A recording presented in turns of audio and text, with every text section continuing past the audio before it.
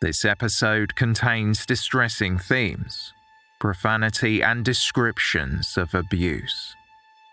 This podcast is intended for a mature audience. Listener caution is advised.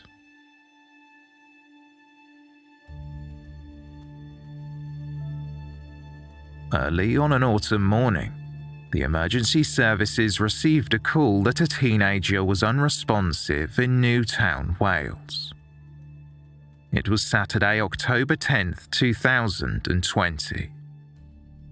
What the panicked woman on the other end of the line described was a far cry from the typical teenage weekend drinking sessions that ended with alcohol poisoning or injury. The caller was the motionless girl's grandmother. She contacted the emergency services as she had received a call from her son, Eileen Titford. Alan was panicked. There was something seriously wrong with his 16-year-old daughter, Kaylea. The caller relayed all the information she had to the operator. Her son told her that Kaylea was cold to the touch. Okay, is the patient awake? I don't know, love. I just had a photo of my son. Now he did wake his daughter up and he said she's cold and she won't wake up. Okay. Okay, and where exactly is she? In the bedroom. They got a downstairs bedroom for her. Okay. Concerned, the call handler contacted Eileen Titford directly to understand the extent of the emergency. Hello there, we've received a call. Is it from your mother there? Is this number... Yeah. Are you with the Kaylea Titford there? Yeah. Okay, so are you with the patient there now? No, I can't. Okay, so we received a call to say that you're unable to wake her, is that correct? Yeah. Okay, and just confirm how old the patient is, please. 16. 16, okay. And is the patient awake? Oh. Okay, and are you able to wake them? No. Okay, and are they breathing? I don't think so. Okay, so we're going to help her now there, okay? So I'm going to talk you how to do it there. Just confirm, is she still unconscious? No. And are you able to wake her? Can you? Oh. Cold. Okay, stay on the line and I'll tell you exactly what to do next, okay? Are you right by her now? Yeah. Alan told the operator that his young daughter had a number of medical conditions, and he was unable to get her onto the floor because she was too big for him to lift. When the paramedics arrived and saw the conditions that Kaylea Titford had lived and died in, it led to a landmark case with the first conviction of its kind in the United Kingdom. Well, many of the images shown to the jury during this trial are simply too disturbing to share. The conditions in which Kaylea was living were completely insanitary. They were inhumane. One would not expect to see a fellow human being expected to live in. The ulcers on Kaylea's body caused by pressure sores, lack of hygiene, lack of movement and lack of professional care were the worst the expert had ever seen. This was a horrifying case.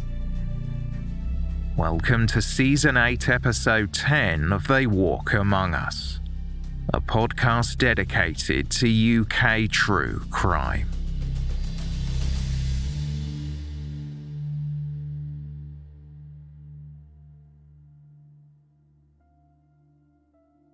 Okay, are you able to... I need you to get her onto the floor there. Can you lay her flat on her back on the floor and remove No, any she's pillows? too big. She's got spine disorders. She's overweight. Can somebody help you there? Have you got somebody else there at the property to help you?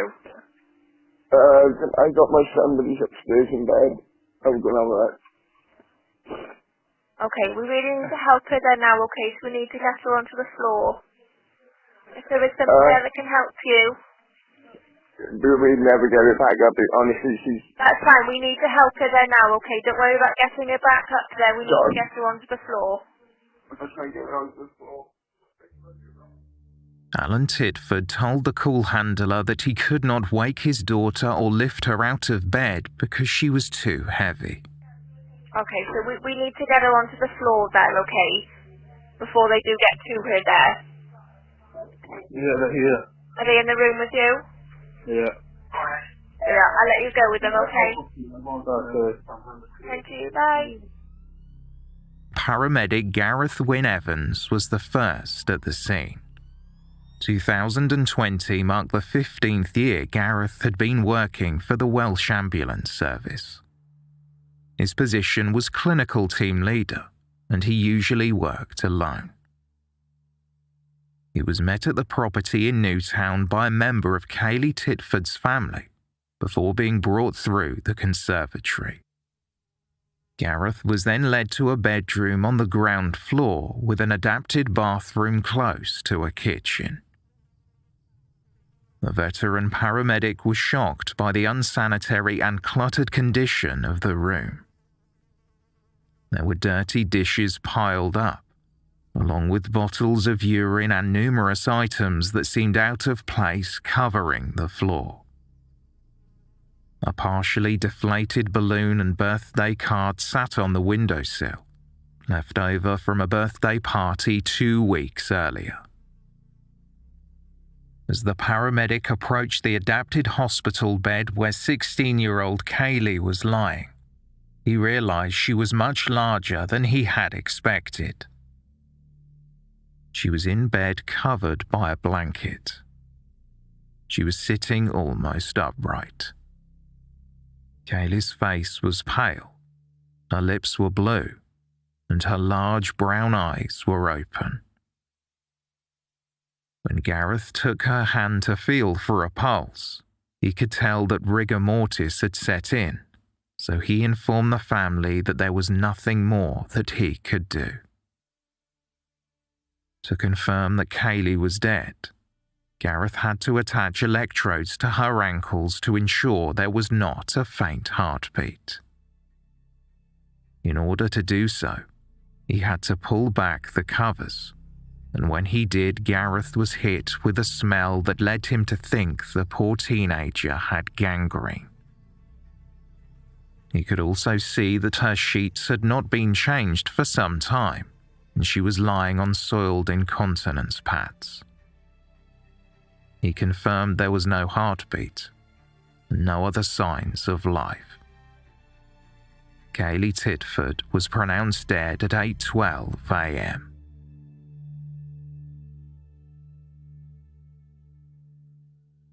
After removing the electrodes, Gareth Wynne Evans had to step outside for some air because of the smell. PC Liam Donovan from Dyfed Powys Police was the first officer to arrive at the home.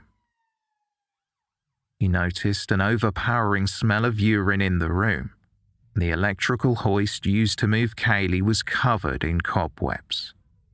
It had been switched off at the mains. This indicated that the teenager had not been moved from her bed in some time, and Kaylea was unable to move by herself. Later in the day, an officer captured the scene on his body cam. He did his best not to be sick before quickly leaving the room. It is 12:19 on Saturday 10th of October 2020. And this is the bed of Kaylea Titford.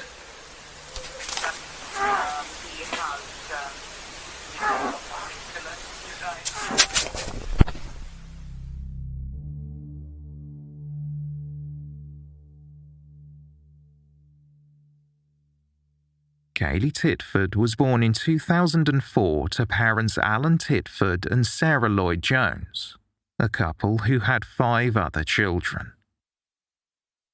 Kaylea was diagnosed with spina bifida and hydrocephalus. Spina bifida is a congenital spinal defect where a part of the spine and its meninges are exposed, often resulting in lower limb paralysis. Hydrocephalus is a neurological disorder characterized by a buildup of cerebrospinal fluid within the brain. A procedure soon after birth meant that Kaylea did not have reduced brain function as a result and had no cognitive impairment. Because of these conditions, she used a wheelchair from a young age, but was a determined little girl. When she began attending primary school, it was clear that she would not let her disabilities hold her back. Kaylea went on to attend Newtown High School, where staff members described her as funny and chatty. Her learning support assistant said that Kaylea had been enthusiastic about sports such as tennis and basketball. She participated in wheelchair sports with the Enable Sport Club and attended wheelchair basketball sessions at a leisure centre in Welshpool. The teenager had been signposted to a Disability Sport Wales pathway programme that scouted athletes to participate in the Paralympics.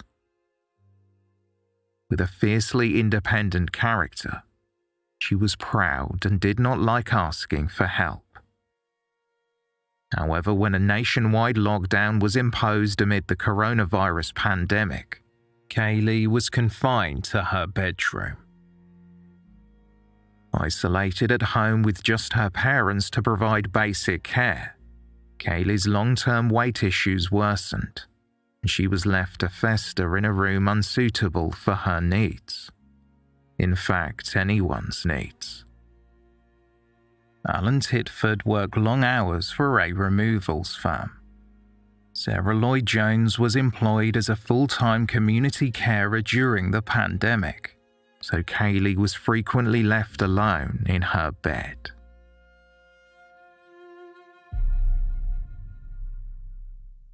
It was clear to investigators and first responders that Kaylea Titford's needs had not been met for a prolonged period. Subsequently, her parents were arrested on suspicion of manslaughter. Eileen Titford and Sarah Lloyd-Jones were cautioned and questioned at Newtown Police Station. During his interview, Titford claimed that his partner did the housework and looked after Kaylea. He told the detective, "It's been hard, but we've got through it. I'm just not a very good partner and dad. I don't do much around the house. She's a female. I couldn't do things that Sarah could do. I feel bad. Thinking back now, I think I could have done more." Titford explained that Kaylea's mother knew more about their daughter's care, and he was uncomfortable doing most of it once Kaylea hit puberty. He had not seen Kaylea out of bed since March 2020, 7 months prior to her death. He described how Kaylea spent most of her time on her phone or computer. Titford said, "She very rarely talked to me. She'd answer questions and tell me to get out. I'd ask if she was okay, if she needed anything. Tea, biscuits, crisps, or whatever. I offered tea on Friday gone, and she said, 'No, get out.' That's quite common because she didn't want me to see who she was talking to or watching on Netflix. Like a cheeky teenager, not nasty." Eileen Titford denied noticing any smells in the room despite Kaylea being unable to fit into the shower area for around a year. The adapted bathroom was primarily used by the family's dog. Titford was asked about blisters on his daughter's legs, and he explained that she kept getting them because she would not move her legs. He said Kaylea was stubborn. According to Kaylea's father, they had not taken her to a doctor because she was vulnerable and shielding. They didn't want her to catch coronavirus. He was asked about the morning Kaylea was found and said that he had woken up to Kaylea's mother screaming, "I think she's dead."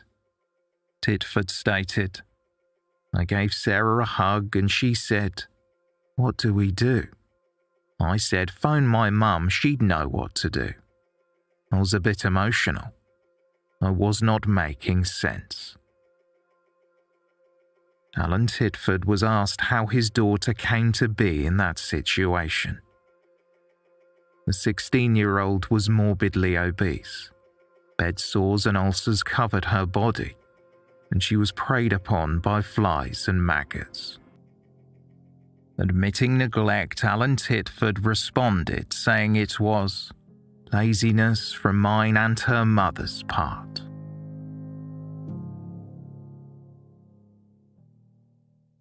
Almost a year and a half would pass before Kayley's parents, 44-year-old Alan Titford and 39-year-old Sarah Lloyd-Jones, were charged with gross negligence manslaughter and causing or allowing the death of a child or vulnerable person in March 2022. They both pleaded not guilty in July of that year, but by December, Kayley's mother changed her mind. Lloyd-Jones pleaded guilty to manslaughter by gross negligence at Mould Crown Court on December 12th. She was to be sentenced following her partner's trial. Have you got What do you have to say, Mr. Titford? Nothing. How could you let that happen to your daughter? Do you have anything to say about your daughter, Kaylea?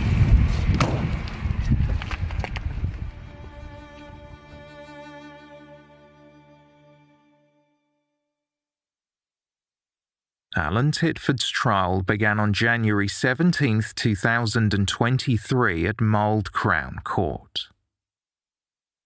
In her opening statement, the prosecutor explained that Kaylea Titford's body had been discovered by her mother on the morning of October 10, 2020.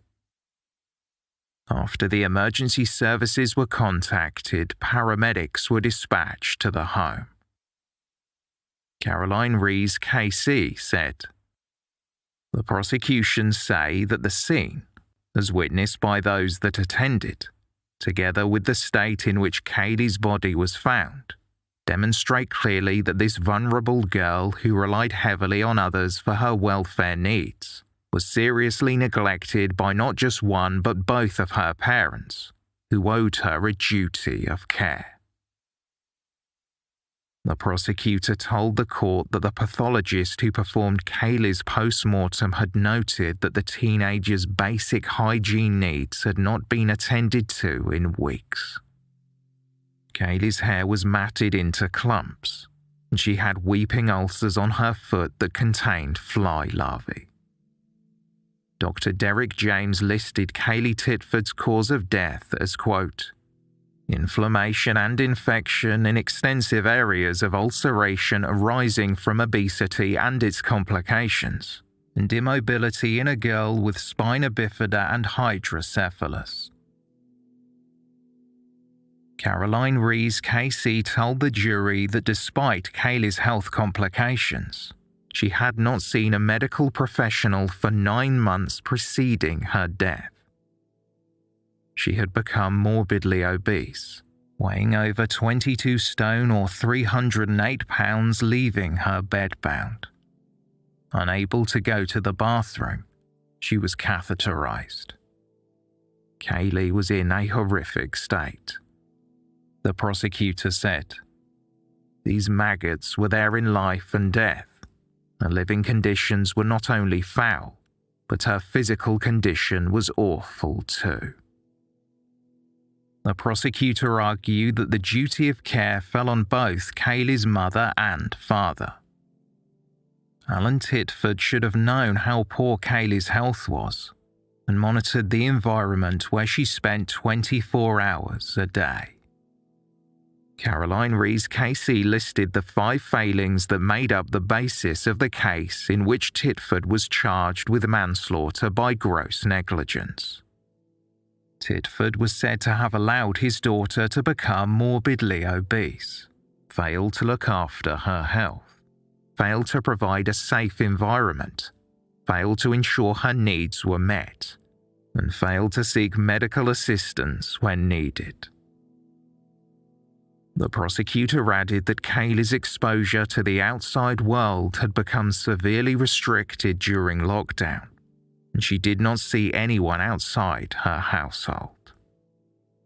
Caroline Rees-Casey argued that hindered the possibility of others alerting the authorities that Kaylea was not being cared for. Rees told the court, "The prosecution say that by the time of her death on the 9th to 10th of October 2020, Kaylea Titford was living in conditions unfit for any animal, let alone a vulnerable 16-year-old girl who depended entirely on others for her care."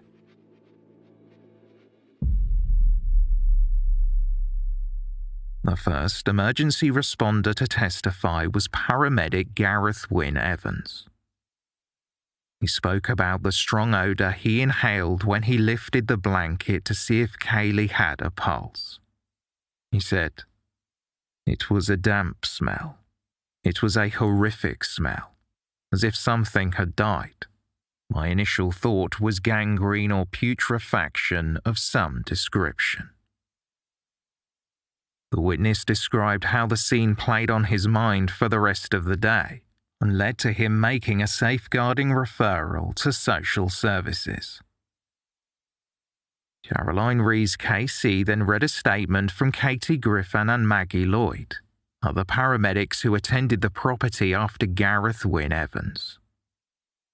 They saw empty takeaway food bags and an uneaten cake in the room, along with general household items. Rubbish was scattered on the dirty floor. Maggie Lloyd said, "I cannot describe the smell other than it was awful, and I've attended many sudden deaths but never experienced this before." The paramedics' descriptions were bolstered by the accounts of police officers who also attended the scene.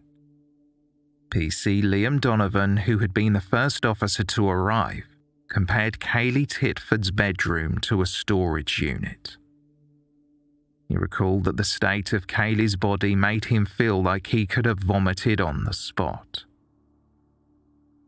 PC David Wilkinson explained that he had assisted at the property in order for crime scene investigators to take photographs and collect evidence. PC Wilkinson told the court, "When we had to rip Kaylea's socks off, it gave a sound similar to ripping up a piece of paper. Her foot was unrecognizable as human feet, and it made me sad. I've done everything I can to forget it, but I can still remember it. It's not a scene that I felt comfortable in, and I was sad that someone had demised in that environment." Wilkinson recalled helping the undertaker remove Kaylea's body from the bed and seeing maggots wriggling on the soiled incontinence pad she had been lying on. Another officer, Detective Constable Steve Williams, described what he saw to the court. It was clearly used as a storage room, contained car parts, boxes, bags of clothes. It was cluttered, certainly above waist level and even higher in the conservatory. It was supposed to be a bedroom, and there was everything you expect not to be in a bedroom. The pool table and boxes upon boxes, food waste. I think there was some birthday cake.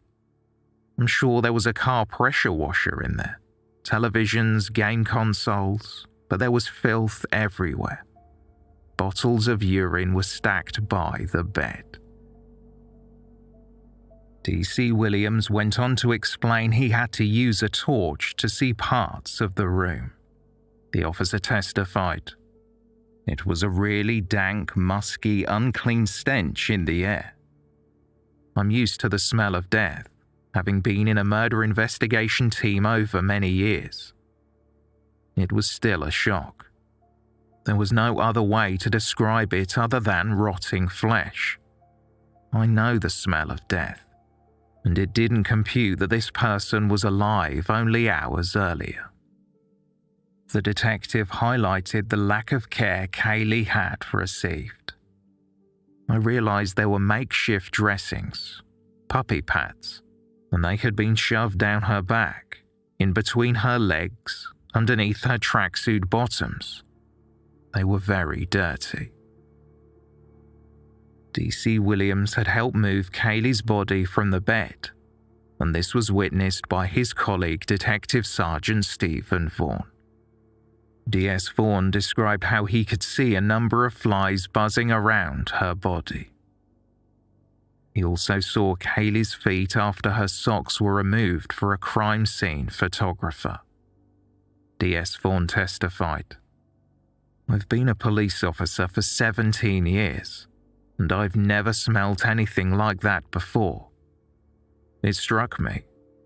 You don't expect to encounter it, really."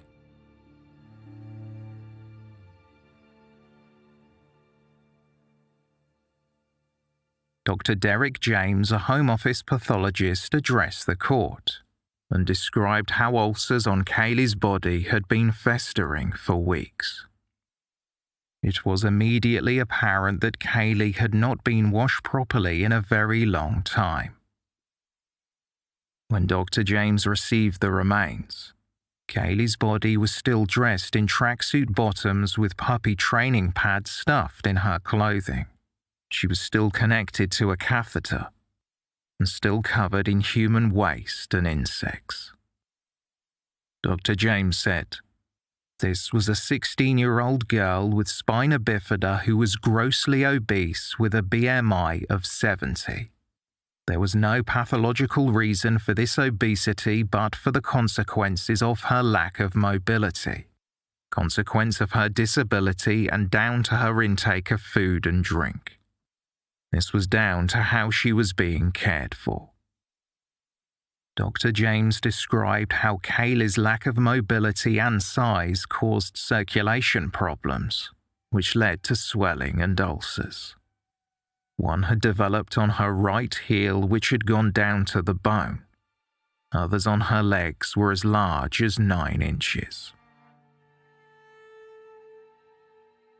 Testifying about the flies found in the bedroom and on Kaylea's remains, forensic entomologist Dr. Amaret Whitaker spoke via video link. She concluded that the maggots had been feeding on Kaylea's body and bed for at least 48 hours, meaning they were there days before she died. Dr. Whitaker said, "The fact they were so closely associated with the body and were shown inside folds of skin makes me believe they were feeding on the body itself. They were attracted to wounds, for instance, such as bed ulcers." The fact that insects were an issue in the room had not gone unnoticed by Kaylea's parents. Flypaper had been attached to the ceiling, and at least 100 dead houseflies were trapped on its sticky surface. Dr. David Blake, a clinical podiatrist specializing in foot care, then took the stand. He had examined images of Kaylea's feet and estimated that her toenails had not been cut for 6 to 10 months. He said that the socks she had been wearing when she died were heavily soiled and discolored, as were her nails, which indicated a fungal nail infection. Speaking about the ulcer on Kaylea's heel, Dr. Blake said, "The tissue was described as necrotic, dying tissue. Bacteria takes the opportunity to colonize the area, and one of the byproducts is it would have a strong pungent smell which would fill the room." Along with the ulcer on her foot, Kaylea also had them on her buttocks and thighs. Dr. Blake told the court, "If there is an excessive amount of pressure over a period of time without being turned, the area starts to degrade in terms of tissue viability due to lack of oxygen in the area, and tissue starts to break down. It's historically part of good nursing care, and it is preventable. Pressure care mattresses and turning over is preventable, and if breakdown does occur, it can be resolved from proper turning of the patient and dressing on the wound. Dr. Blake said that antibiotics could have been used to treat the ulcers and aid healing. Highlighting the previous medical care Kaylea Titford had received, a community nurse testified that Kaylea had attended a hospital for treatment on a corn on her foot in 2019 and did not seem to be in pain. The nurse recommended Kaylea attend the Leg Club in Newtown, which helped people with lower leg issues. However, Kaylea was never brought to the clinic.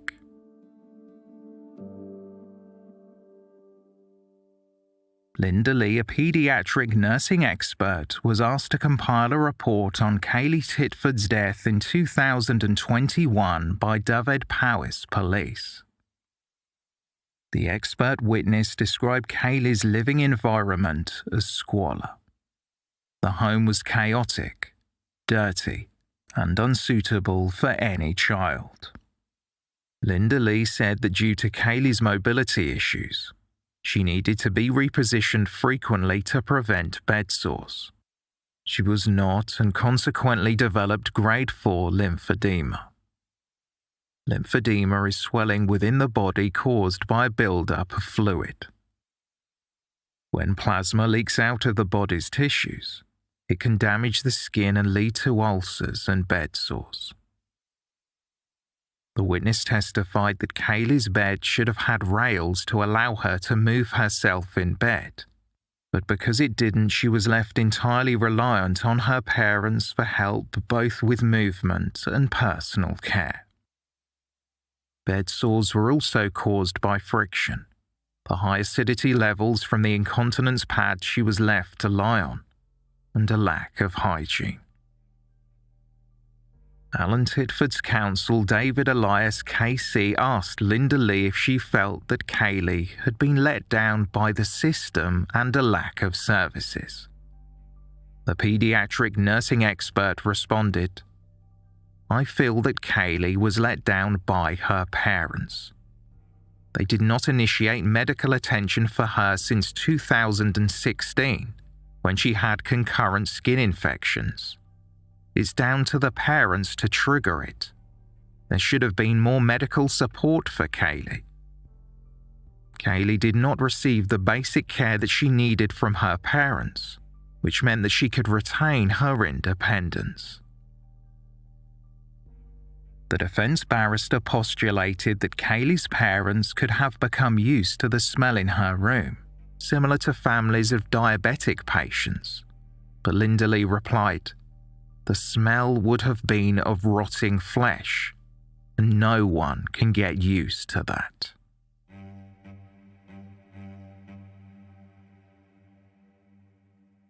Consultant community paediatricians Dr. Barbara Rogers and Dr. Matilde Mans, who had treated Kaylea, also testified. Dr. Rogers had been working as a consultant community paediatrician since 2006, and her role was to coordinate care appointments for children who needed them. She had treated Kaylea from 2006 to 2013. Dr. Mans had seen Kaylea after that. Both doctors had expressed concerns over Kaylea's weight from the time she was 3 years old. Kaylea had been born an average size, but by the age of 3 her weight was in the 99th percentile range. Her size continued to increase until she began seeing specialists who tried to stabilize it. Her father had been the one to take her to the appointments between 2011 and 2013, and Kaylea's weight did stabilize for a time, but afterwards it began to increase rapidly again. Kaylea's parents continually missed appointments with their daughter's doctors. Eventually, they were taken off the list and no longer offered services. They did not seek help either. Dr. Catherine Moore had also been commissioned to write a report by the Dyfed-Powys Police. Dr. Moore had worked for the NHS as a consultant community paediatrician for almost 25 years. She reiterated that Kaylea Titford relied on others for help with hygiene, mobility, and other basic care needs, so Kaylea would be considered as very vulnerable. Caroline Rees KC asked Dr. Moore if she thought Kaylea was being looked after, and the doctor replied, "Absolutely not. She was found in a position where she had not been adequately cared for quite a length of time." Kaylea had not been listed as a child in need at the time of her death, and there was no explanation as to why. She did not have carers supporting her. Defence barrister David Elias Casey noted that Dr. Moore had stated in her report that there was not a dedicated key worker for Kaylea, and a lack of multi-agency involvement. Dr. Moore replied, "Kaylea had complex medical needs which were not met. She was not cared for, and she lived in an unsanitary environment. She had no quality of life, and it looked like she had not been moved for a very long time."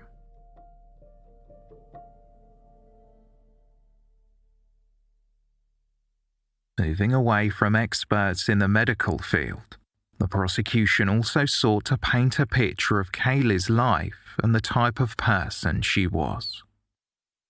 On the 9th day of the trial, some of the staff from Newtown High School, where Kaylea had attended, recounted their experiences with the teenager. Belinda Jones, one of Kaylea's learning support assistants, said that Kaylea had been very independent at school and enjoyed interacting with her support workers and other pupils. Describing Kaylea, the witness said, "She was funny, chatty. She was a lovely girl. I got on extremely well with her. She did have a wheelchair for basketball, especially for that. She was good at it. When she first came to the school, I think she was looked at by the Paralympics, either for basketball or tennis." Belinda Jones told the court that as Kaylea grew older and gained weight, she became increasingly upset and lost her passion for sports. She wasn't as enthusiastic as before. I feel it was because of her weight. She was getting bigger for her wheelchair, and she used her hands to push the wheels on the wheelchair to get around. Her legs were very tight. She just didn't look comfortable in it. Kaylea had been out of school since March 2020 due to school closures as part of the COVID-19 lockdown measures. But when the school reopened in September, Kaylea did not return to her class. The school had contacted her parents, and her mother, Sarah Lloyd Jones, gave numerous excuses as to why Kaylea had not returned as planned.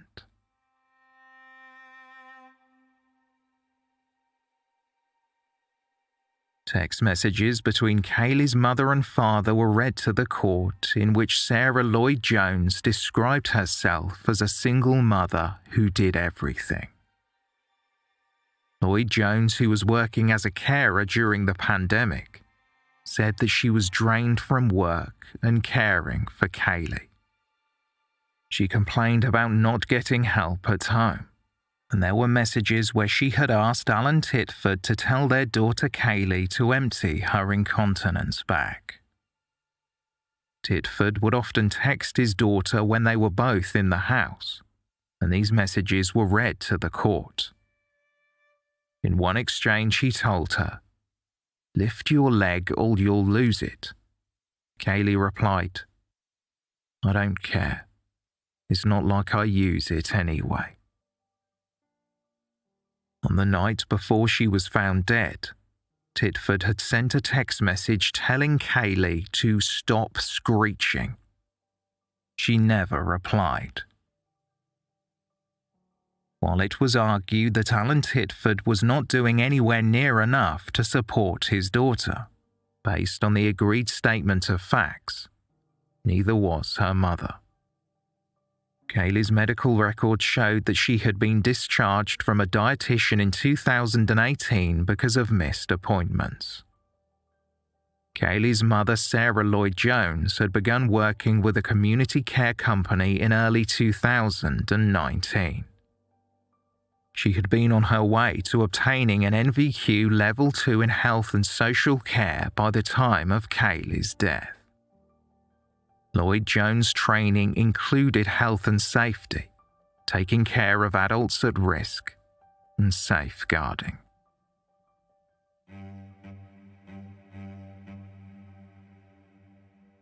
When the defence began their case halfway through the trial, Alan Titford testified on his own behalf. Sitting in the witness box, he wore a grey jumper, black trousers and Nike trainers. Titford told the court that he and Kaylee's mother had been together for over 20 years, and they had lived with their 6 children, including Kaylee. He explained that they had moved into a property already adapted for someone with mobility needs. Initially, they never had to use the hoist because Kaylee was capable of moving herself from her bed to her wheelchair if it was close enough. Titford described Kaylee as a determined young girl who was not treated any differently than his other children. They had been close when she was younger, but drifted apart when she became a teenager. Titford testified that he had been a hands-on dad when the children were younger. However, when Kaylee started menstruating, he was uncomfortable, and Kaylee's mother took over all of her care, including organising any medical appointments. According to Titford, he was busy working as a foreman in his removals job 6 days a week, and was often away from home. He denied being aware of the horrific conditions Kaylee was left in, and said that if he had been, he would have done something about it. During cross-examination by Caroline Rees KC, the defendant was asked why he told the police Kaylee had not moved since March 2020, but on the stand he was now saying she could get around the house in her wheelchair. The evidence showed that Kaylee's chair was too small for her, and she had no room to manoeuvre around the clutter in her bedroom. Titford claimed that he was upset and confused at the time. He did not check on his daughter because Kaylee's mother was meant to be looking after her. The prosecutor inquired about the text messages Titford had sent to the 16-year-old telling her to stop screeching before she was found dead. The defendant responded that his daughter always screamed when she wanted someone out of her room, so he had no reason to check on her. He just texted her instead. Titford agreed that he had been as much to blame for Kaylee's death as his partner, who had already pleaded guilty. When asked why he had let his daughter down so badly, Titford replied, "I'm lazy."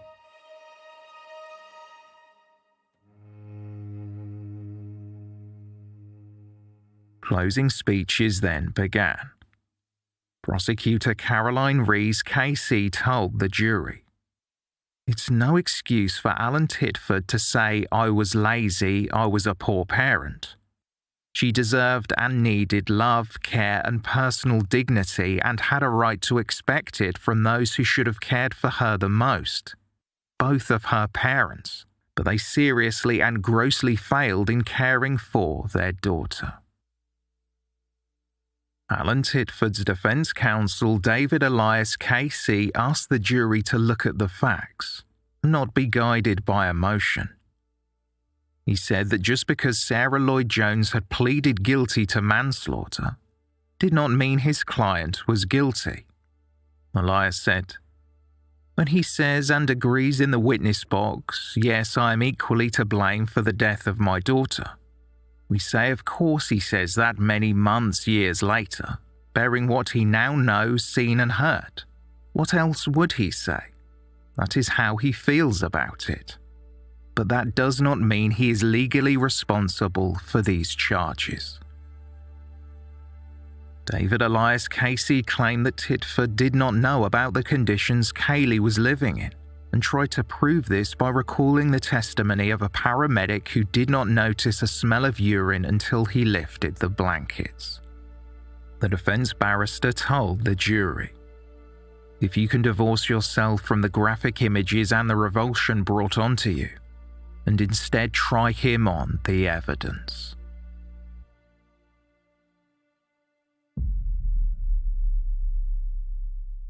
A jury of 8 men and 4 women decided Alan Titford's fate. On February 7, 2023, they returned after 7 hours of deliberation with a unanimous verdict. Alan Titford was found guilty of gross negligence manslaughter.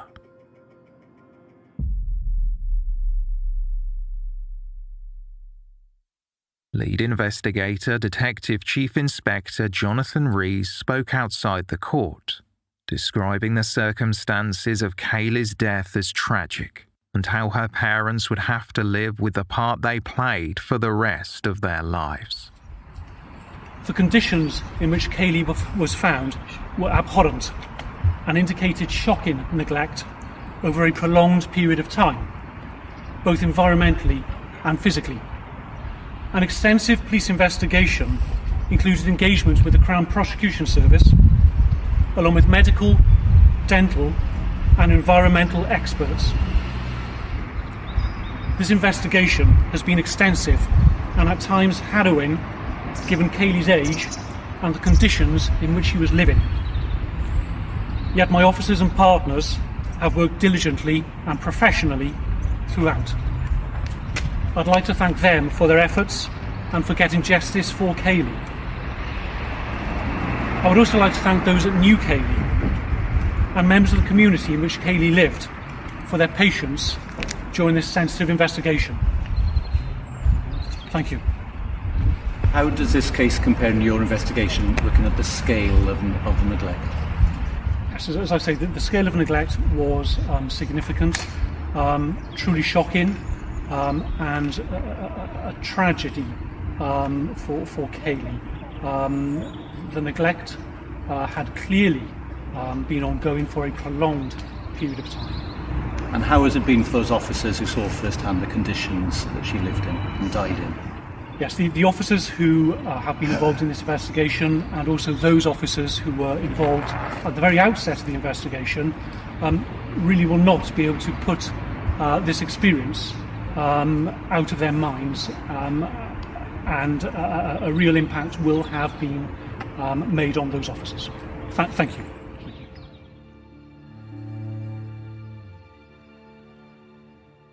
Alan Titford and Sarah Lloyd-Jones were brought to Swansea Crown Court for a sentencing hearing on March 1st, 2023. Prosecutor Caroline Rees Casey addressed the court and spoke about how Kaylea Titford was cared for by her parents. Kaylea lived and died in squalor and degradation. She was a severely disabled child who needlessly had become bedbound, trapped in appalling conditions surrounded by her own filth. It was a rancid combination of urine, feces and secretions from her own body, including her ulcerated limbs. It was in that environment that she spent every minute of every day for months. The prosecutor revealed that the family had spent over £1,000 on takeaway food in the months before Kaylea's death, and the remnants of those meals were left in Kaylea's bedroom. Text messages were presented between Kaylea's mother and Kaylea's older sister. One addressed to Sarah Lloyd-Jones read, "Not being funny, but you need to sort Kaylea's room. It's a fucking mess. Nothing can be found because of what a mess it is. It's disgusting. Kaylee had a bag of piss left from this morning and yesterday on the floor. It's fucking disgusting, Mum.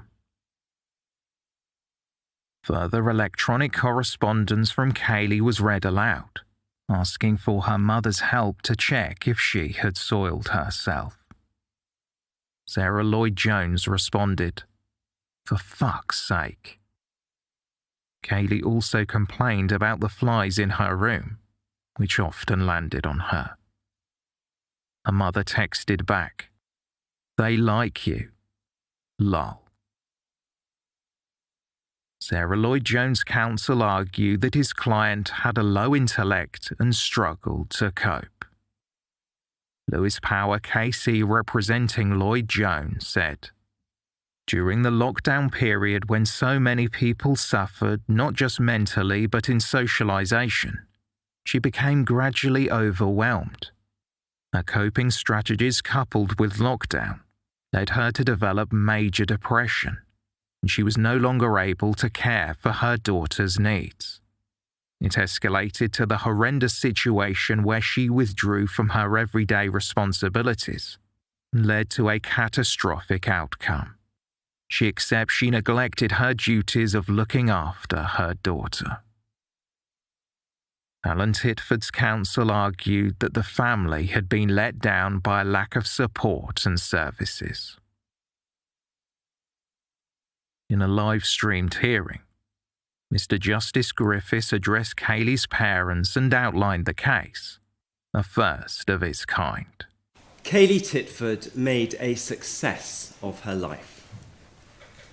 Her physical disability from spina bifida left her without much movement or feeling in her legs, but she was an accomplished wheelchair user who was competitive in national wheelchair sports.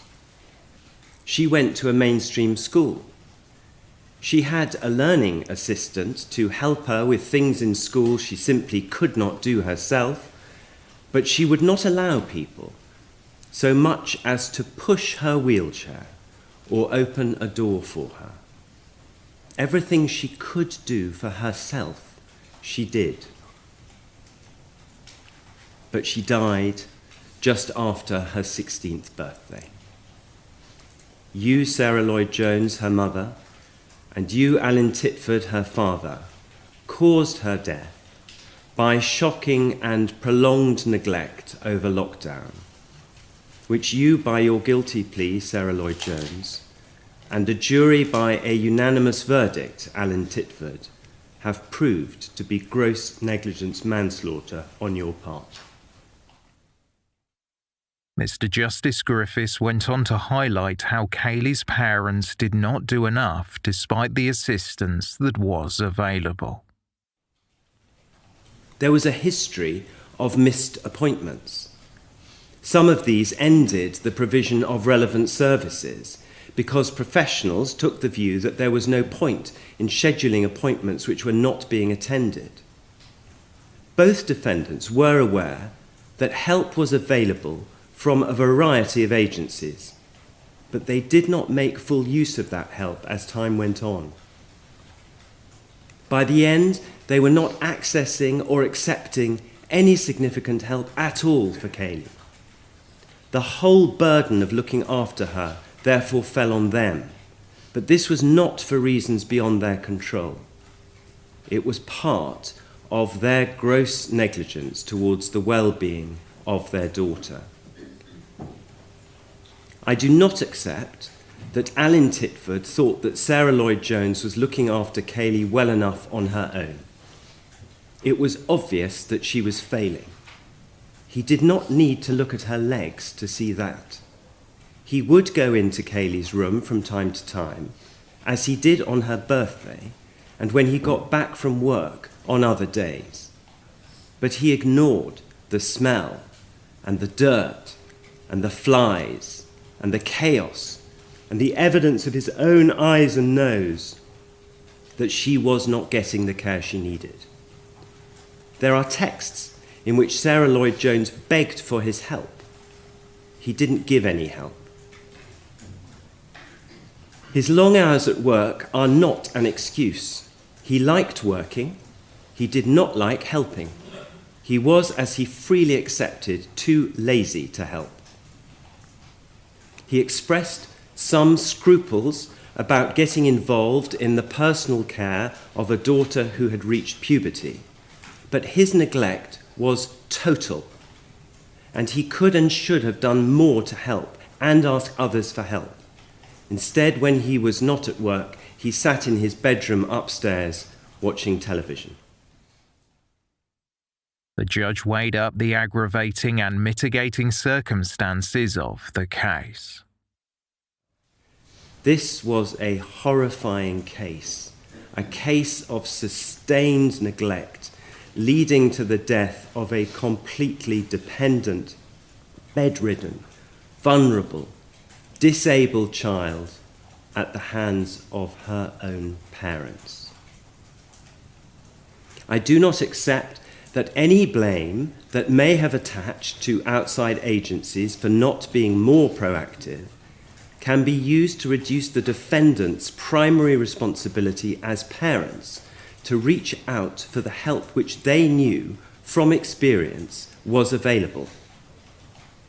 Help was there for the taking. It was there for the asking. It had been given before. Both defendants completely neglected to get the help that Kaylea needed, and sometimes it was ignored when it was offered. This can be seen at earlier periods from the evidence and in the chronologies from medical and other records. It is a case of criminal neglect and gross negligence. It is a particularly serious case of its kind, and that does require some upward movement from the guideline starting point. Sarah Lloyd-Jones has no previous convictions, and Eileen Titford has no recent or relevant previous convictions. That is mitigation. I accept the personal mitigation put forward on behalf of both defendants. I accept that both parents have been grieved by the loss of their daughter, and that Sarah Lloyd-Jones is now correctly diagnosed as suffering from a major depressive disorder. I accept that she struggled with the care of Kaylea.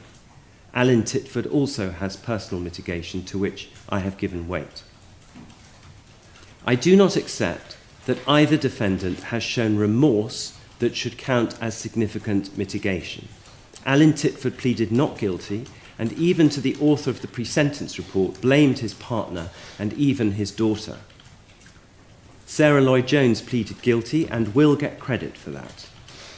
But Dr. Tizard's report and the pre-sentence report show that she still continues to try and shift blame elsewhere and to minimise her own responsibility. Mr. Justice Griffiths took into account the fact that Sarah Lloyd-Jones had pleaded guilty and sentenced her to 6 years in prison. Her partner, Eileen Titford, was sentenced to 7 years and 6 months.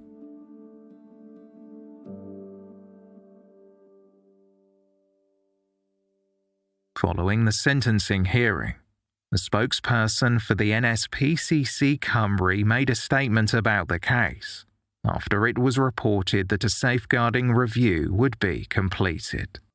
Quote, "The conscious prolonged neglect of Kaylea Titford by her parents, Sarah Lloyd-Jones and Eileen Titford, ultimately caused the teenager's death.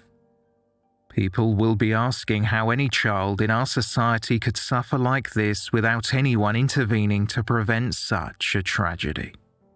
The forthcoming child safeguarding practice review must leave no stone unturned in establishing what more could have been done to protect Kaylea, so other children do not suffer such appalling neglect unnoticed."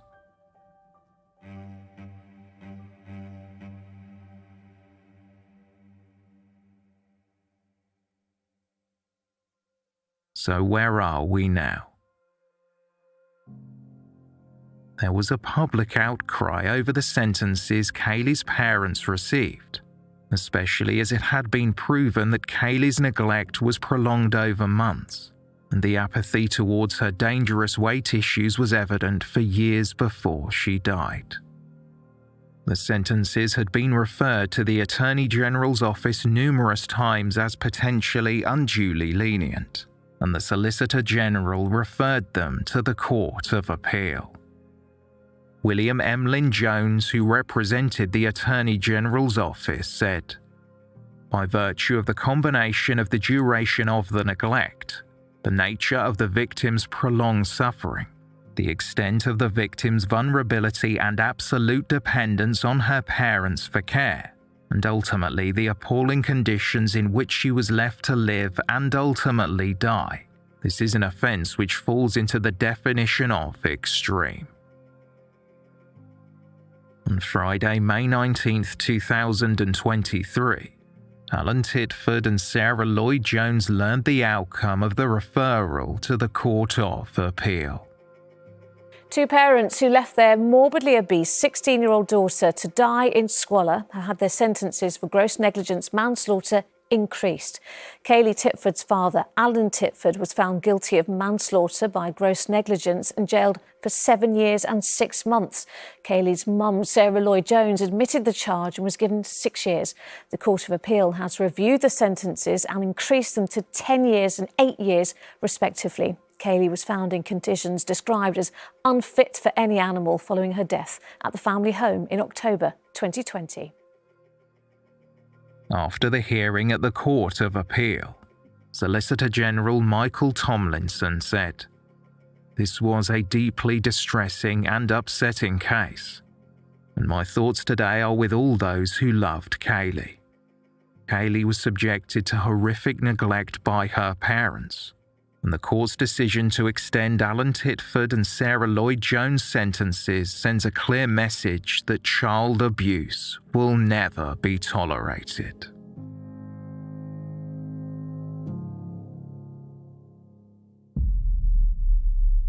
If you are concerned that a child is being neglected or abused in the UK, please contact the Children's Social Care Team at your local council. Alternatively, contact the National Society for the Prevention of Cruelty to Children on 0808 800 5000 or email help@nspcc.org.uk. If it's an emergency, always call 999.